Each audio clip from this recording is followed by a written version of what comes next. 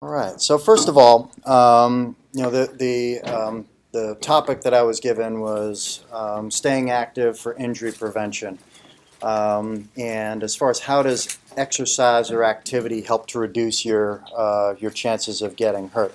Well, number one, it helps to maintain an individual's weight. Exercise in and of itself is not going to make you lose weight. I mean, certainly an increased weight, body mass index, or BMI, is certainly associated with increased risk of injury. But exercise in and of itself will help you to maintain weight. Exercise plus diet and calorie restriction will help you to lose weight. It helps you to improve strength and balance no matter what you're doing. Being more active is going to help you to improve your overall strength, whether it be endurance strength or power, and also reduce your risk of falls. Most activities will include some form of balance in order to maintain a skill or an activity. So helps in the long run to help to reduce your risk of falls. And also helps reduce pain from arthritis. The more active you are, the stronger your muscles are, the less of a problem you'll have with arthritis. Now that being said, the heavier you are, the more stress you're putting on your body with arthritis. So certainly, hitting step one first and helping to bring down the weight is going to be more helpful moving forward. So exercise in and of itself is medicine. That's a trademarked line. Exercise is medicine. It's advanced by the American College of Sports Medicine, and it really focuses on the health benefits of medicine and the negative health effects with a sedentary lifestyle. There are a number of things that exercise can do to help reduce your risk of long-term morbidity and mortality, and exercise is also a treatment for a number of different medical conditions. And in and of itself, a sedentary lifestyle, sitting and reading, sitting and commuting, watching TV, sitting at the beach, some of those sound better than others, some of those we can't avoid. Ultimately, cumulatively, sitting is associated with increased long-term morbidity and mortality, meaning death and other illnesses. So one of the most important interventions that we can do as physicians is get people up and moving. Going from no activity to some activity is the highest percentage jump that we can do as far as improving your health. Should we all stand now, or? No, that's really, well, as far as the idea between reducing sedentary activities, we think about it in hours. And we think about it in steps. If you're taking less than 100 steps per hour, that's considered an hour where you're sedentary. So if that means if you're not doing something, getting up, walking around the hall, and then getting back and sitting down, probably if you count out 100 steps, you get out to your car, you're well past 100 steps. So that's not too much. That's not too much of an intervention to do, but that in and of itself helps to reduce your sedentary activities. And there are health benefits from that. Now, is that going to help you to lose weight? No, you have to do more than that. It's not going to get you in shape, but certainly it does help to reduce your overall sedentary activities. Now, there are things we can't avoid. You can't avoid commute. You can't avoid sleeping. I mean, these are all things where there are periods of time that you're not going to be walking, but certainly when you're at home watching TV, extended period of time, commercials, get up, walk around, don't walk to the refrigerator and get high-calorie foods, but certainly get up and move around. That certainly is a good thing. Or you can bike to work, right? You definitely bike to work. Bike That's to work? positive too. Well, the That's road's a a little scary positive. around here. That's a positive Try. too. Yeah. I don't even like walking on the side. Yeah. So these are some of the medical conditions that are treated and have been deemed beneficial with research where exercise is helpful. Obesity, obviously, reducing weight. Diet and exercise are a great combination to treat obesity. Diabetes, diabetes mellitus, specifically type 2 diabetes, or what was known as adult onset diabetes. Your body is no longer sensitive to all the sugar that you're taking in. What exercise does, it helps to make your body more sensitive again. All right, so exercise is an important component in diabetes mellitus. The CDC has a program where it's essentially a part of the treatment. Exercise and activity is a part of the treatment for people who have early onset and mild. You're in that kind of gray range. You're not truly diabetic, but you're just right around the cusp of being diagnosed with it, so, or pre-diabetes. So there's a specific program which involves exercise activity to help prevent you from progressing onto diabetes. And there's a specific program and protocol that you can find on the CDC website, which in the event that you have it, you can set up with clinicians that actually follow this protocol and do it for you. So that in and of itself is beneficial. Hypertension. If you have high blood pressure, exercise is helpful to help to reduce your blood pressure. That does not replace exercise, and not all exercise is beneficial in hypertension. High resistance exercise, trying to bench press, that as hard as you can, your blood pressure is going to go really high. That's not what you want in that situation. This is simply walking or moderate intensity exercise. For example, light bike ride less than 10 miles per hour will help in the management of hypertension. High cholesterol, fibromyalgia. Fibromyalgia is a pain syndrome where a lot of people have a lot of pain and muscle type pain. Making people more active, using your muscles, getting going, getting moving helps to reduce the pain and get people more functional, improve their functional scores. Osteoporosis, specifically weight-bearing exercise. So as we all age, men and women, but women this is more in tune because after menopause, when estrogen drops, there's a immediate, or I shouldn't say immediate, there's a drastic drop in bone density or potential for bone density. That can be mitigated or slowed by weight-bearing exercise. So you could bike, you could swim, you could be the most in-shape swimmer and all these different things doing nothing to protect your bone health. Right? So it needs to be weight-bearing exercise. It's actually better to walk as opposed to bike for reduction in developing osteoporosis. Coronary artery disease, heart failure. Those folks benefits from exercise but should be monitored, should be followed. And COPD, same thing. In the event that someone has emphysema, there is some benefit. Improve your exercise endurance with exercise. So it's good for you. An active lifestyle is always going to be a more healthier lifestyle. Regular exercise helps to reduce risk of developing these chronic diseases and death. And exercise can improve outcomes from many different chronic diseases. So what are the recommendations? What do you, in order to get that first mark and say, I am doing something beneficial for my health, as opposed to getting up and from reading and walking around the room? These are the recommendations. The bottom. This is where if you want to get into in the door and trying to improve your health. 150 minutes of moderate intensity aerobic exercise per week, or 75 minutes of vigorous intensity aerobic exercise per week. So what does that mean? Moderate intensity, biking less than 10 miles per hour, brisk walking, okay, walking with a purpose, about 3.5 miles per hour, as opposed to just going for a stroll. Or vigorous intensity, which would be biking greater than 10 miles per hour, or jogging, running, playing competitive sports, typically singles tennis, things along those lines would qualify as higher intensity, or a combination of the two. You just want to sort of work it out. So essentially, 1 minute of vigorous exercise equals 2 minutes of moderate exercise. So how does that break down? 30 minutes a day, 5 days a week of your moderate intensity, or 15 minutes, 5 days of vigorous intensity. And you want to do 2 days a week of some form of muscle strengthening exercise, focusing on all major muscle groups,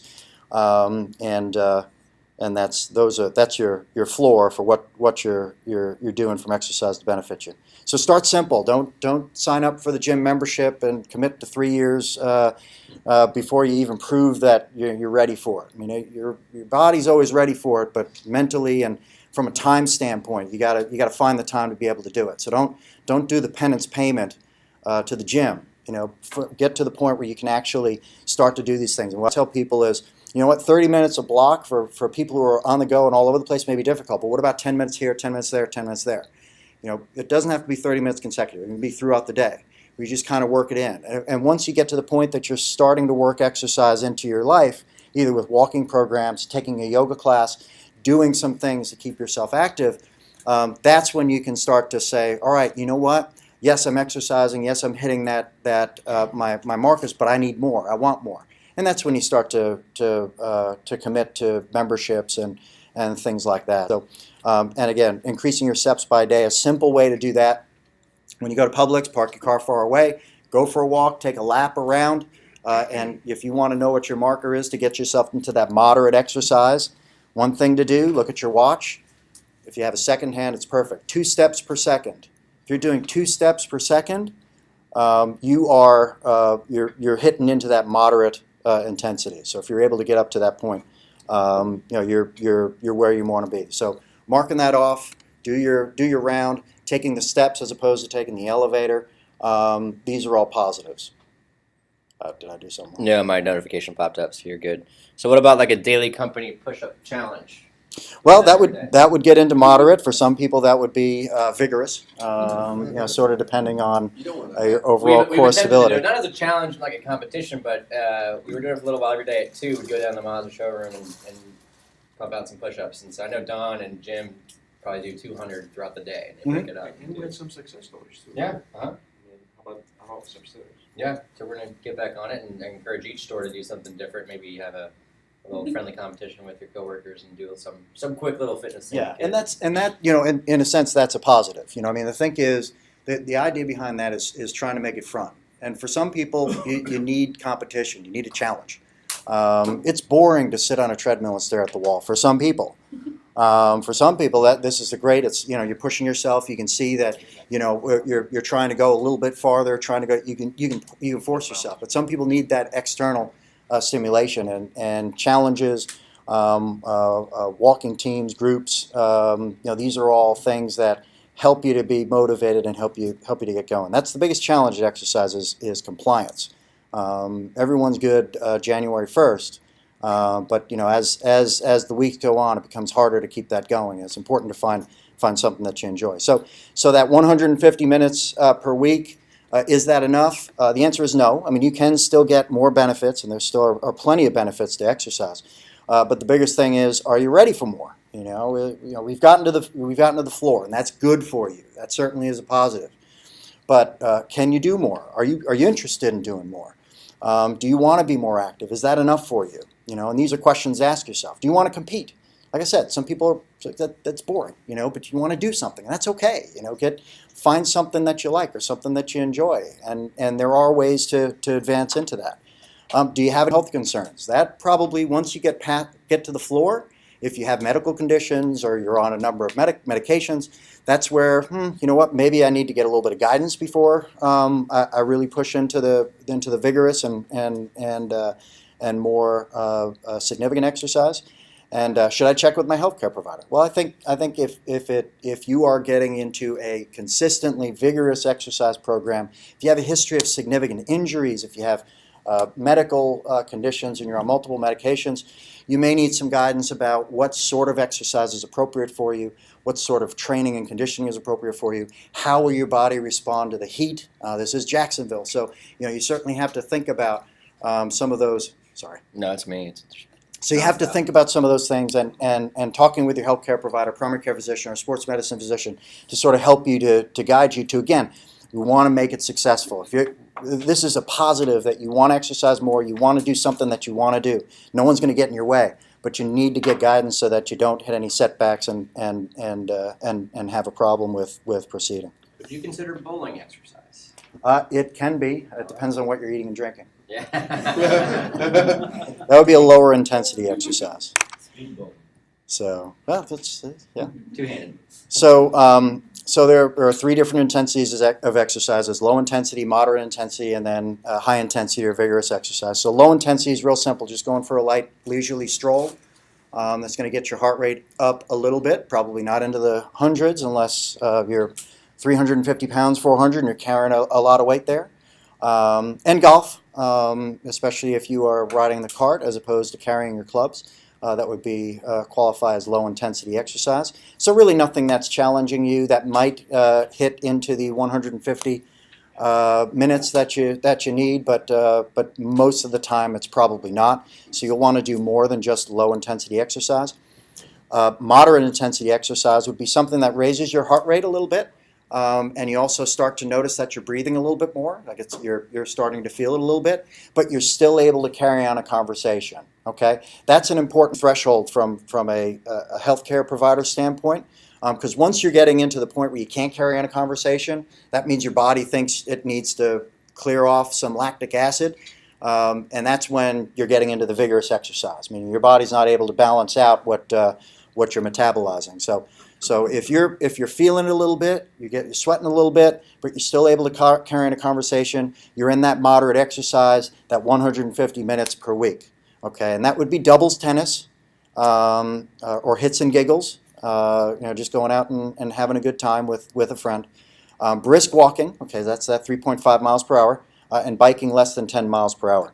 What does that relate in terms of heart rate? Is that maybe not a It's number, gonna be but a different for percentage everyone. Percentage of your max heart rate. It's going to be probably it's going to be between say 70 and 85, so in that percent. Okay. So 70 and 85% of your maximum heart rate. So it's definitely going to be below 85% of your maximum heart rate. And high intensity exercise or vigorous exercise. Okay, so that's your heart rate above 85% of predicted maximum. And that's going to be you can potentially feel your heart beating a little bit. You're definitely breathing heavy. You're not able to carry on a conversation. You're working yourself real hard. So that would be competitive singles tennis. So the big difference, not just hitting and talking and all this stuff. You're really competing and you're getting into it. Jogging, so running faster than 5 miles per hour, biking greater than 10 miles per hour. I don't mean just to get out of the way of a car. I mean actually, riding with a purpose, or swimming laps. Okay, something simple like swimming laps, but you're using your entire body. You may not be going very fast, but you're burning a lot of energy and you're putting a lot of stress on your heart and lungs, which is good. That's what we want. But this is also the highest risk of injury with the highest intensity exercise. So certainly, I'm not saying before you go for a swim, talk to your doctor, but certainly if you're planning on doing a long-term exercise program with vigorous exercise, and especially if you're over the age of say 40, 45 as a male, always want to check in with your doctor, just make sure that if it's appropriate for you to do that. So how do we avoid injury from exercise? Exercise sounds great. It sounds like a fantastic thing. Why doesn't everyone do it? There are ways that people can hurt themselves while exercising. There are things you can do to try and reduce that risk. Warm up. Okay, when you're 15 years old or younger, you can roll out of bed and play all day. Those days are gone. Now you have to warm up. Otherwise, you'll pull something, you'll feel sore. And a warm-up doesn't have to be a big, long, extensive line of calisthenics. It could be as simple as a brisk walk, a jog, a warm-up bike, dynamic stretching. Dynamic stretching are stretches where you're actually moving and you're not doing full, strong movements, but you start at low movements and you expand out to the full movement that you're going to be doing. For example, a golfer will swing their hips initially and then move and rotate their back. And this would be a dynamic stretch in golf, usually with a club in your hand, and you're kind of expanding out the full extent of what your swing is going to be. That's an example of a dynamic stretch. And then you go to the sides. You do all different things. Dynamic stretching is better than static stretching. Static stretching is when you sit down on the ground, reach your toes, hold, feel the pull. Dynamic stretching is always going to be better than static stretching. What about post-workout? I heard static is better afterwards, or is it still better to do dynamic? It's always better to have a warm down. It helps to clear your lactic acid, keep you moving, keep you going. I think if you have something that's tight, a specific issue, I think it's good to do static stretching. But even post-exercise, it's still better to have a warm down as opposed to just sitting down and then doing a stretch. But it's not a bad thing to do. It's not a bad thing to do. Eat right. That gets into what's a good athlete meal. Well, a good athlete's meal is not necessarily a good meal for someone who's a recreational player. I mean, you're not carb loading. You're not eating 4,000, 5,000 calories. That's not necessarily what you want to do. Eat right is targeted towards your goals. So making sure you have a balanced diet, you're limiting your carbohydrates, and if your goal is to lose weight, you want to make sure that you're burning more calories than you're taking in. So sort of understanding what you're taking in is important to help you with exercise.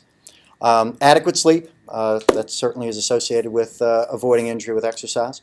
Recover from injuries and illness. The biggest risk factor for future injury when exercising is a prior injury, so especially one that hasn't recovered. If you're not moving your shoulder right and you're continuing to play tennis, you're going to strain your elbow, you're going to strain something else. Something else is going to be a problem, okay? So certainly make sure you have appropriate recovery from injuries prior to going to significant exercise. Dress appropriately with correct equipment. Wear the right shoes. Don't wear a black shirt and black shorts at 12 o'clock noon for a tennis match. It doesn't matter the Roger Federer award at the U.S. Open. You're not going to do well, especially if you're on blood pressure medications or anything like that. So dress appropriately. And like I said before, check with your healthcare provider before starting vigorous health exercise programs, especially if you're older and if you have any medical conditions or if you take any medications to get the proper guidance. Make it fun. Get a group of people, join a group of people, find people that want to do what you want to do. It makes it more likely that you're going to continue. So walking groups or running clubs, you have kids or grandkids, play with them actively. Not video games. Go out and do stuff. Throw a ball, run, have fun. It's a way to burn calories. Exercise classes. A lot of people like to go and do Zumba. I see in my practice, I see a lot of people who hurt their knees doing Zumba, but that's okay. It's good to get out there and do it because you enjoy it and it's fun. It gets something out of it. You can do exercise. There's aerobic classes. There's all kinds of exercise classes that are out there, and find one that you like and it keeps you active. Usually it's once a week and you get in with a group of people who do the same schedule. So it's good for you. Find a regular tennis or golf group. As far as golf, make sure you're walking the course, not sitting on the cart. All right, you get more out of that for doing it. Plus, you're walking up and down the hills, so that at least gets you into the point where you're getting some beneficial exercise. And recreational leagues. It doesn't matter how old you are. There's a recreational league that's out there for you. I mean, maybe not football, but there's at least flag football. There are tennis leagues. There's ice hockey. There's basketball. I mean, it's all out there. If you want to play it, and there are other people probably out there who want to do it too, and just find people who are interested in doing it. And again, it keeps it fun. Consider golf and tennis. It's the easiest thing, no matter what your age is. Golf, it's a sport of a lifetime, both of them. People can play in their teens. You can play with your kids. You can play with grandkids. And you can play it, well into your senior years. Golf would be considered a low-intensity exercise. So certainly if you're recovering from something else but you want to burn some calories, it's a simple thing to do. Moderate intensity would be doubles tennis, and high intensity would be singles tennis. So in summary, regular exercise helps to reduce pain and injury through weight management, strengthening, improving your balance, and improving bone density. Remember the points that I touched on as far as how to avoid injury during exercise. Make sure you're wearing the right shoes. Make sure you're wearing the proper clothes and equipment for the activity that you're going to be doing. And make sure you get the right guidance about exercising in extreme heat. And sunblock. I didn't write that down, but make sure you have sunblock if you're going to be outside for an extended period of time. Find things you like to do, and that's going to help to improve your compliance and keep you active and keep you moving forward, because that's the whole point. January 1st, everyone has the best ideas, but we need to come up with a plan to keep you moving throughout the year. So a little bit about me. My office is in San Marco. I'm an internist, so I'm a general practitioner by trade, but I did a fellowship in sports medicine, which is non-operative musculoskeletal injuries and concussions. I'm the teen internist for the Jacksonville Jaguars, which takes up the majority of my time now. And prior to coming to Jacksonville, I was in New York for 9 years and was the team physician for the New York Islanders, which is why I mentioned hockey. I still do play hockey over in Emerson. And I was and you see a flavor of tennis in here because I was the director of player medical services at the U.S. Open for 7 years. And that's it. Nice. Any questions or anything? Thank you. Any Thank you. questions? What's your take on the Rice method for recovery? Well, for what you mean is rest, ice, compression, and elevation. So if you have an injury, let's say you turn your ankle, and you look down and, whether you can put weight on it or not, you see swelling. Obviously, that's a good first intervention. So resting it, meaning if it hurts to put weight on it, you don't put weight on it. Icing it, you put ice on it. No longer than 20 minutes if you're going to ice something, because you can start to break down the skin if you do too long. There's frostbite. Compression, wrap it in an ACE bandage. cautious with that. If you have something that's going to continue to swell and you're compressing it, you're putting more pressure on the structures down there, so you always want to be cautious with compression. And elevation. Keep it elevated. If it's your ankle, it's got to be downhill to your butt. Okay, that's how it's going to get out. If you just kind of put it up on a step, it's still going to continue to swell because that's not elevated. You try that for 24 hours and not getting better, probably at least have it seen. If it's something you can't put weight on, if it's your ankle, your leg, or anything like that, and you can't put any weight on it, there's a higher likelihood of it being a fracture. It doesn't mean it's going to be fractured, but certainly that's always the biggest concern. Is there a better time during the day to exercise, morning versus evening, for instance? Well, I think there are a couple of ways to answer that. First, and it's individualized. For someone who has significant medical conditions or on medications that might make them susceptible to heat illness, meaning they're on blood pressure pills that affect their ability to tolerate heat.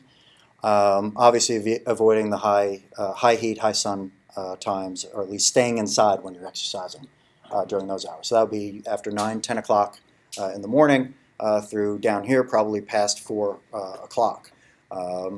But early in the morning is the highest risk of heart attacks. So certainly, your adrenaline level is higher. There are a lot of different hormone levels that are at their highest in the morning. So certainly, if there's a history of coronary artery disease, first thing in the morning is not necessarily the best time to be exercising. And probably the most important thing for the overwhelming majority of people in this room, it's whenever it's most convenient.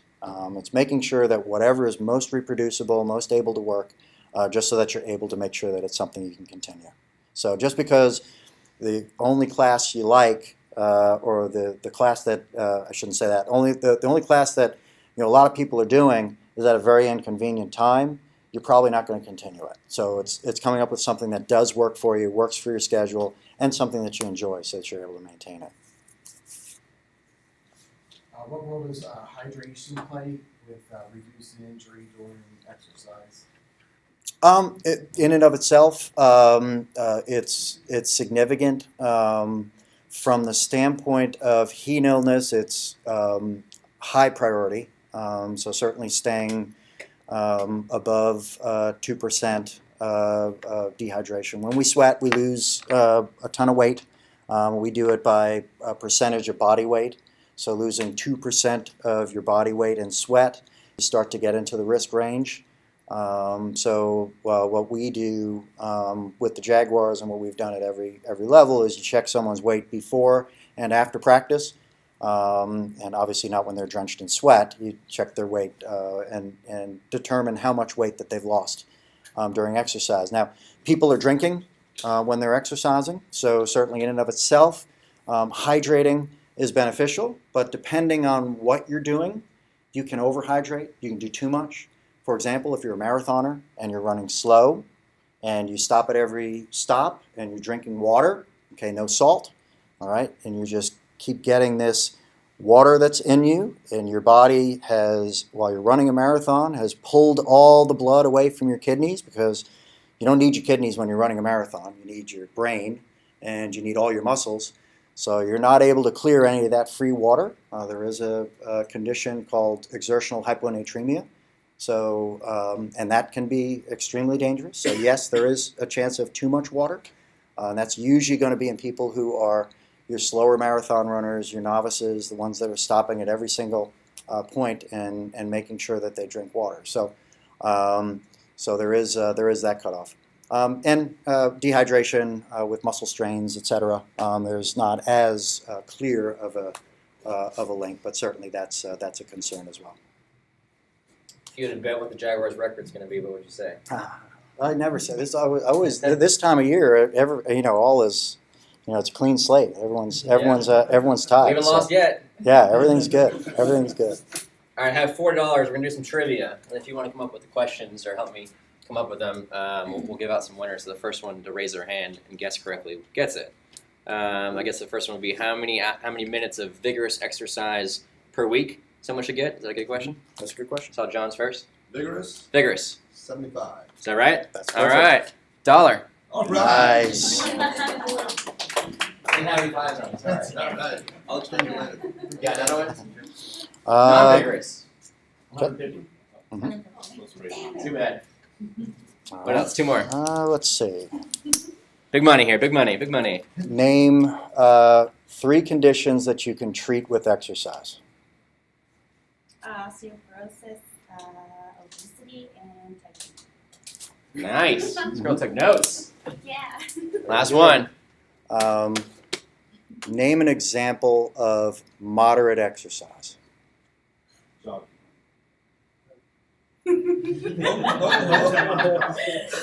Cheryl. What? Doubles tennis? Doubles tennis. Doubles tennis. Doubles tennis. Jogging would be vigorous.